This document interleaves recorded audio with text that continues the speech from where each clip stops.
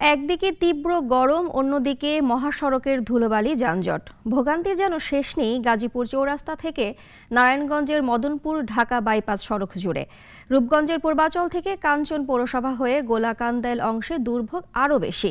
মাহবুব আলম প্রিয়র প্রতিবেদন, জানাচ্ছেন ফজলে রাব্বি।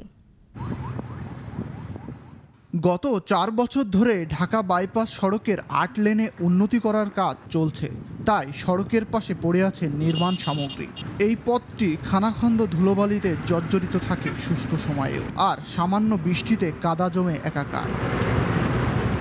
নিয়ম না মেনে এই সড়কের পাশে বালি ও পাথর ব্যবসায়ীদের গাড়ি লোড আনলোড চলে, ফলে যান চলাচল ধীর হয়ে পড়ে, ঘটে দুর্ঘটনা। এছাড়াও কাঞ্চন সেতুর টোল আদায়ে ধীর গতি তো আছেই। এত বড় রাস্তা হইতেছে 8 লাইনের ধুলাবালির জন্য পাশে বাসা বাড়ি সব জায়গায় ক্ষমতা, সব জায়গায় মানে ক্ষতিগ্রস্ত হইতেছে। অনেক ধুলাবালি, রোদ, গরম, অনেকই এখানে যানজট ভরা, যাওন যায় না। গাড়িগুলো দিয়ে কাজ করে দ্রুত কাজ করতে পারে, তাহলে আর কি আমরা জ্যামচুর থেকে বাঁচব। ঠিকাদার কর্মীরা পানি ছিটালেও তা পর্যাপ্ত নয়। দায়িত্বে অবহেলায় হতাশ স্থানীয় বাসিন্দা ও পরিবেশবাদী সংগঠনগুলো। এই ধুলাবালির ব্যাপারে যদি একটু সচেতন না হয় তাহলে আমাদের ভবিষ্যৎ খুবই ক্ষতি হবে, এবং আমি মনে করি যথাযথ কর্তৃপক্ষ এই রাস্তার যানজটের নিরসনের ব্যবস্থা করবে এবং ধুলাবালি যেন না থাকে সেজন্য পানি ছিটানো সহ বিভিন্ন রকম পদক্ষেপ গ্রহণ করবে।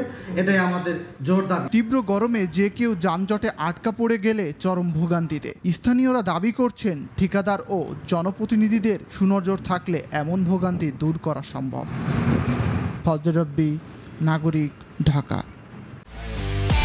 একমাত্র ওয়ালটন এসি দিচ্ছে 1 বছরের রিপ্লেসমেন্ট গ্যারান্টি এবং কম্প্রেসারের 10 বছরের গ্যারান্টি।